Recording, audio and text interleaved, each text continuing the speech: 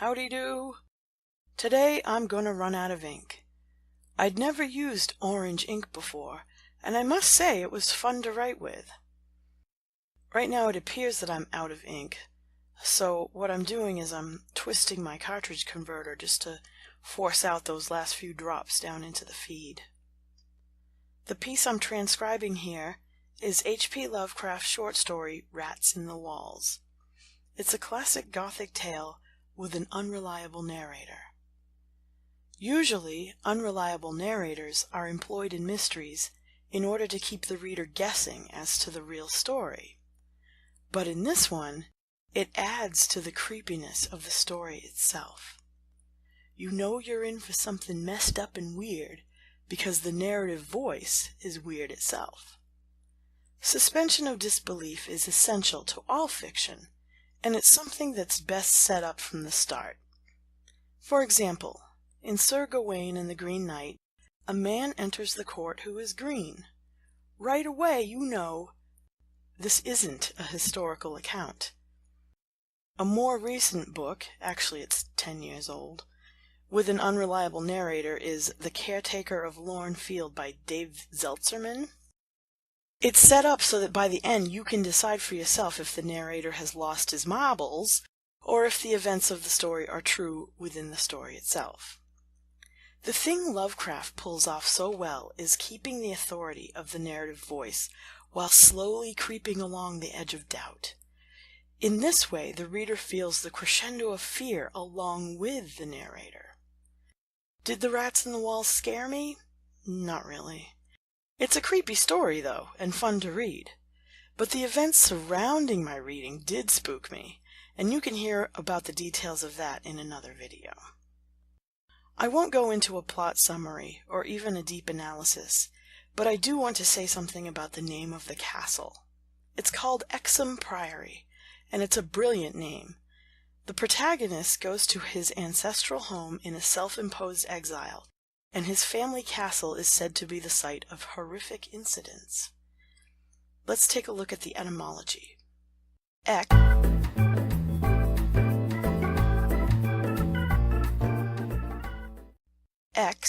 means out of, from, and the most common use of it is when we mean to say no more, as in ex-boyfriend.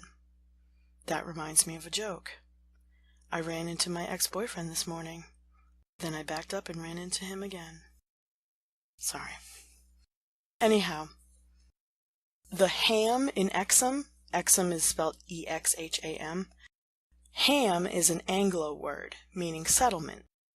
So if we look at the story, we have a hero whose ancestors were ousted from this place, rendering it their ex-settlement. Brilliant. And then we have the term priory. This is a great British place name because it evokes the monastic dissolution of Henry VIII. Did you ever look at Downton Abbey? Ever wonder why these fancy aristocratic estates are named for religious houses? I won't go too deep into it, but the dissolution of the monasteries was a dark time in human history. I can't believe they didn't teach me about it in the public school system because it's essential to understanding the American Revolution, which happened 200 years later, but the recusants lived underground for a long time. There's a good historical novel on the subject called Treason by Dena Hunt, D-E-N-A. I'm not sure how to pronounce her name. Sorry, Madam Dena, if you're watching this. G.K. Chesterton said something pithy about the matter. When we refer to merry old England, we're talking about the time before the Reformation. After the bloodbaths, England got real uptight. But that's also because they saw what happened to the aristocracy in France, you know, the ones who partied like rock stars while the peasants starved. So the English needed to be very demure in order not to get their heads guillotined. But I digress.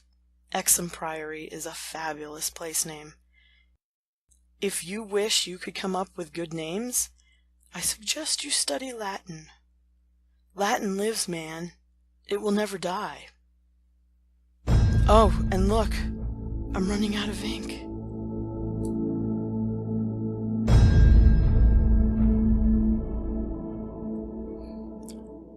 My apartment was engineered by Tim Burton, and nothing is level. That's why you're gonna see I struggle so much trying to measure my cartridge on the scale, because it rolls every which way. I can't bake a cake without turning it midway through, or else it comes out lopsided. Cat toys seem to roll in odd directions on their own volition, and there's a gap between the stairs and the wall that grows by the year. Maybe I'm living on a sinkhole. Maybe I'm living on top of a Micmac burial ground. That would explain a lot about my neighborhood, actually. The ink is Bookbinder's Everglade Ratsnake. I wrote for 61.5 pages using 1.38 milliliters of ink. I'm not going to do a score, since this notebook has smaller dimensions than filler paper, and it's not comparable. My notebook is 10.5 by 7.7 inches, and filler paper, which I usually use, is 8.5 by 11 inches. A more exact calculation is the word count. Even though Lovecraft uses bigger words, I can tell you the exact word count since this story is in the public domain, and I can pinpoint where I began and where I left off using a digital search and the old Control-F function. Are you ready for this? I wrote 5,254 words. What does it mean? Nothing. The paper quality is poor for fountain pens. It's 15 pounds, so it absorbed most of the ink.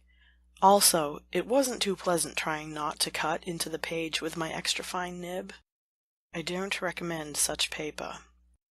But the ink was really fun because of the color. I never considered writing with orange ink, and that's the beauty of a fountain pen too. You have so many different colors to choose from.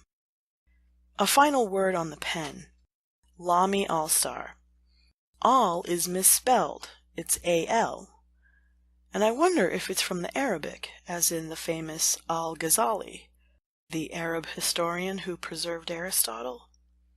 Al is an epithet of distinction, meaning the.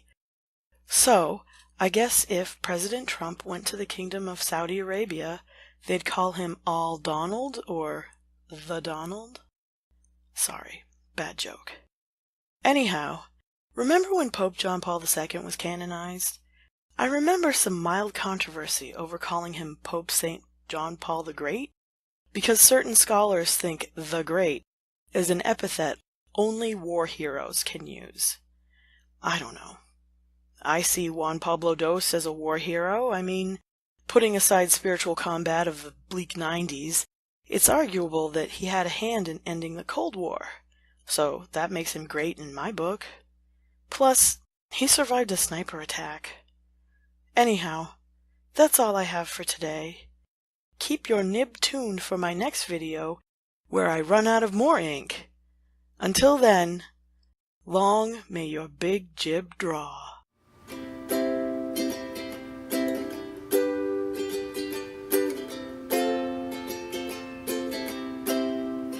Come thou fount of every blessing, to my heart to sing thy grace. Streams of mercy never ceasing, call for songs of loudest praise. Teach me some